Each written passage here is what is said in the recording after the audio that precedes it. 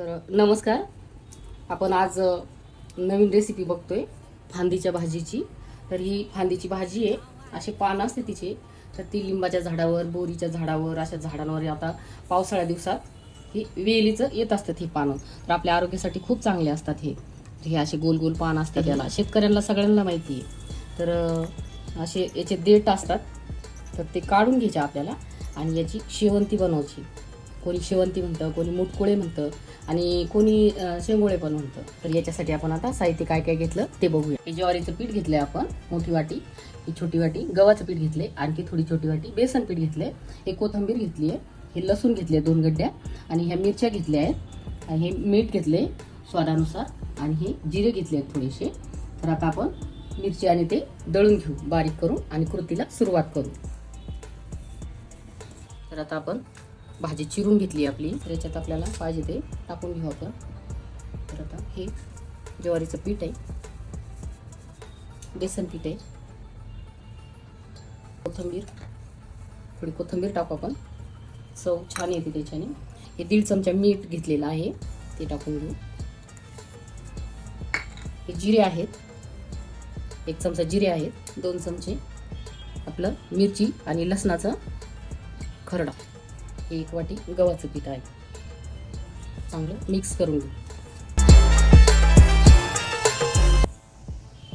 2 चमचे तेल टाकून घेऊ आपण आणि आता पाणी टाकून मळून घेऊ. थोडं थोडं पाणी टाकायचं आणि मळून घ्यायचं. 1 चमचा हळद,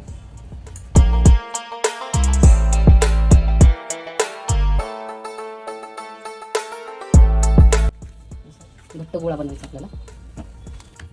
थोडंसं तेल लावून ठेवू आपण 5 मिनिटासाठी.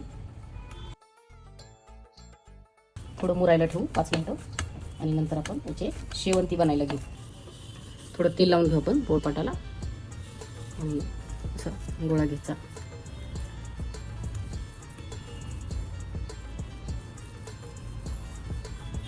बारीक वळून घ्यायच्या, अशा छान बारीक करून घ्यायचं. असं खूप जास्त जाड ठेवायचं नाही आणि असं गोलाकार देऊन घ्यायचं त्याला.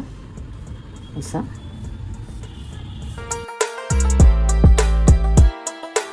1 चमचा तेल घालून घेऊ, अर्धा चमचा जिरे घालू, 1 चमचाभर लसूण आणि हिरवी मिरचीचा ठेचा घालू.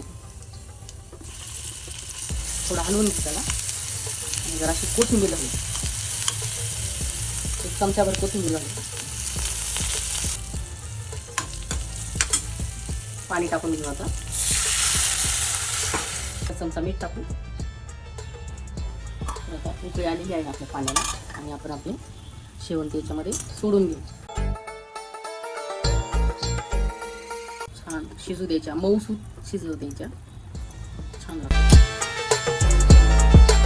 शिजली का बघू आपण.